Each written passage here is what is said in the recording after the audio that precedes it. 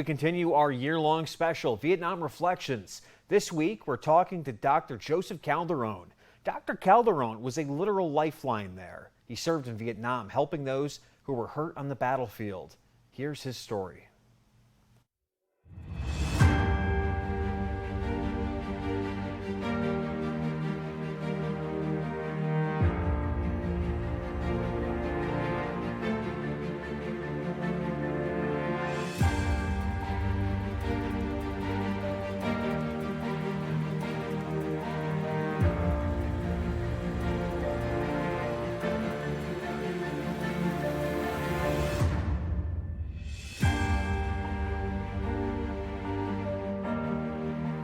Everyone was drafted at the time, so that I had a deferment for a year, and then I ended up being transferred to Germany, and I spent about a year and a half in Germany, and I transferred to Italy after that, and that's where I met my wife, and I ran a dispensary for NATO there.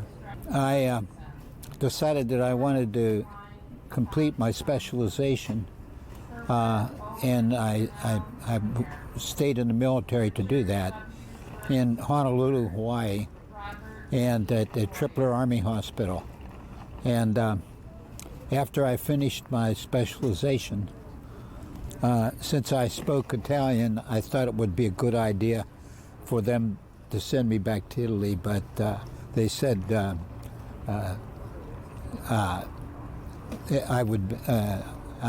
it was time to go to Vietnam. So I was sent there in August of 1969, and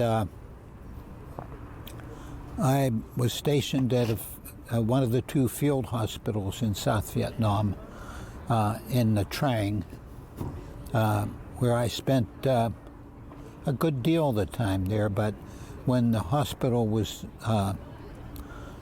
closed, I was transferred down to the 6th Convalescent Center, and that's basically where I was until I finished my tour.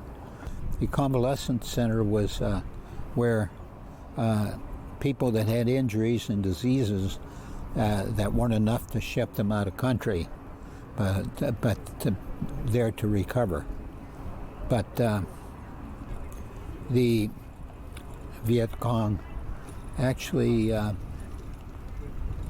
attacked the barracks there and threw satchel bombs into the wards, and that was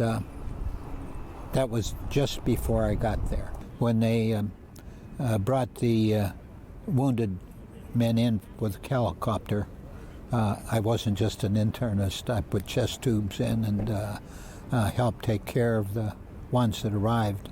And so this was an experience that I really felt very strongly about, because it was something that we went over there to do. I was happy to come home, but I recognized the fact that I was accomplishing something that needed to be accomplished, and I tried my best. And not just as an internist, but doing whatever else was necessary to help take care of the guys that were wounded. I'm proud because I share so much with my fellow veterans, and it's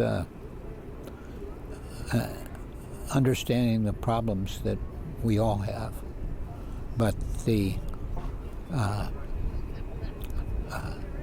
possibility of obtaining support for your problems is so much broadened at the present time that it just you can't help but relate with your fellow veterans, more so now than ever.